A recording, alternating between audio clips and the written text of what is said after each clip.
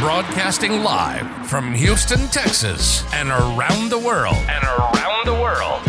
TV host, best-selling author, and radio personality Brad Gilmore brings you a collection of conversations with stars from movies. Matthew McConaughey. Brad Gilmore. Mark Wahlberg. Hey, how are you? The one and only Sydney Sweeney joins us. Sydney, how are you? I'm good. Thank you. How are you? Tom Hanks and Robin Wright in my favorite movie of the year. Guys, thanks so much for joining the show. Oh, thank you. Well, thank you. Jessica Alba and Lizzie Mathis. Ladies, thank you so much for joining me. Thank you. Kevin Costner joins us. Thank you so much. Thank you.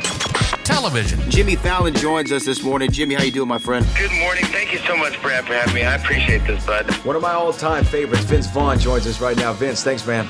Oh, great to be with you, Brad, and great to be talking to Houston. Good morning to you. We got Owen Wilson. We got Judy Greer. Thanks for joining the show, guys. Thank you. Jay Leno joins us. Jay, how you doing? Hey, Brad, what's going on? We got Anna Sawai joining the show. Anna, thanks so much for joining us. Thank you, Brad. Music. Lola Monroe. Thank you. Thank you for having me. The legendary frontman of AC/DC, Brian Johnson, joins us right now. Brian, how you doing? Good morning, Brad. What looking to talk to me funny, lad. Megan Trainor. Thank you so much, Brad. You're awesome. Paris Hilton, the infinite icon herself, is on the show. Paris, love the film. Thank you. I'm so proud of it. And more.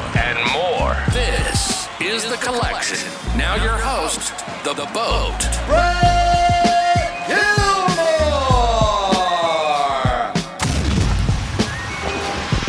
Mark, congratulations on the new Snoopy special. I appreciate you taking the time. Thanks so much. Great to meet you, Brad. You as well. Like, let's dive right in, though, to Snoopy, because obviously this is, I would say, right up there with Mickey Mouse as one of the most recognizable animated, cartoons of all time. Somebody everyone grows up with. They know it already. Where does Snoopy kind of fall for you? Where did you first, if you can remember, be exposed to Snoopy and the rest of the gang? Yeah, it all definitely comes back to my childhood as well, like digging through all those old comics and the comic strip and even getting the newspaper delivered. That was definitely my entry point. And then from there, it just grew. Yeah, to me, when you take on a project such as this, I guess this is where I'm curious, Mark, is the origination point. Like, is it, where does this idea first land on you to go, oh, you know what? Snoopy's Doghouse gets sold. Boom, there's the story. There's the end. How does this all come together? Yeah, it certainly didn't come right away. It was one of the things that, after being fortunate enough to work on the Snoopy show for 3 seasons and having the core creative team, we had some ideas, and those shows are all 7 minutes long. We had some ideas that felt a little bit bigger, too big to tell in 7 minutes. And this was one story that we all sort of had in our back pocket for a while and really were anxious to tell it, just never had an opportunity. And then Wild Brain and Apple TV approached us and said, "Hey, do you guys have any, ideas for, something a longer format?" And we're like, "Absolutely." And that's sort of how it evolved from there. But yeah, it was an idea that was sort of, again, coming from the strips. We have over 18,000 to choose from Mr. Schulz. So it's like a whole breadth of ideas. And that was one that we always wanted to tell.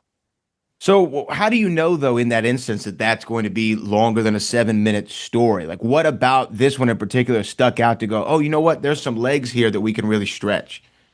Yeah, it's such an iconic symbol, Snoopy's Doghouse. And it was also something that, when Mr. Schulz was drawing Snoopy and got him on top of the house, it was something that sort of feels like if you, traverse the comics, it's something that he seemed inspired by and sort of opened up some new imagination for him in terms of Snoopy hopping on and his personas and his imagination. So it was weighted. It wasn't just this physical thing. It was also part of Snoopy's identity. And that sort of really fed into this idea that, hey, this is a longer story that we can tell.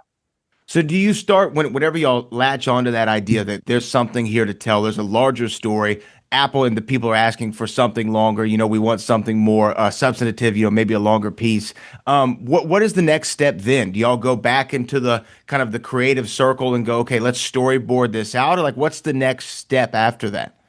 Yeah, it's organic. And again, this is the team that's been on the project for years. So this is definitely not something or a story that probably we would have told or could have told when we first started. It really was an evolution and keeping the core creative team together and brainstorming exactly that. Like, it doesn't just, and the way that we, just because of the original medium of being a comic strip, being both, visual and written, and it sort of lends itself to animation as well, being again vocal and visual. So it was really the merging of those things, and we included our directing team and our writing team to really push and evolve this idea. So it wasn't something that was like created like, well, just the writers are going to handle this. It was something that evolved and grew from there. It was truly collaborative, like a true collaboration between all departments working singularly, thinking collectively. And that too, and everyone working on this show comes from a fan first perspective. So it really was like this mutual love of this brand that we all grew up with and that we all love. And so the weight of that, but also just the excitement of that was really what drove us. Well, that's what I was going to ask you, like the weight of it, right? Like, you have this great idea, you have these iconic characters. It's like, okay, we need to make sure that we're going to get this thing absolutely right. And approaching it, I guess, with love and reverence for the source material kind of helped guide you in that direction. Yeah, definitely. The source material is our guiding light. It is the blueprint from, every episode we did on the Snoopy Show to certainly with this special. And there's, lots of strips to sort of back that up in terms of Snoopy losing his house multiple different ways. And it was just, again, this idea that just kept coming back and we kept coming back to. And also just, it's not often, I've worked on a bunch of different shows that you have, the kind of resources that we were given. It's unmatched, like in terms of every area from score and music to design, and animation. It was just a massive effort in order to be able to pull this off, but the resources were there to do it. So it was a wonderful experience. You didn't feel like you had to constrain the vision. Like you felt like you had enough tools and able to like execute what you saw. Yeah. Even the opposite. It was like, cause you have everyone that's so behind this, brand and this idea and these characters that everyone wants to, it's a unique scenario where everyone wants this to be better and is contributing. And it also has everyone also weighing in has a foundation, of the brand. So that helps a great deal. So, yeah. Well, I guess because especially if you have a fandom for something, whether it's Snoopy or anything, you can approach. You've already thought about this story maybe 7 or 8 times before you ever thought about the story. Do you know what I mean? Yeah. This was again this was a story that we all had had all wanted to tell, and then the Snoopy Show ended, and so when this opportunity presented itself, we just hit the ground running. Oh, man. Well, I'm excited for everybody to see it. I really do appreciate you taking the time. Congratulations on the special. And hopefully there's more Snoopy Presents down the road. Well, I'm hoping just as much as anyone else. I appreciate that, Brad. Thank you. Have a good one, Mark. Thanks so much. Take care.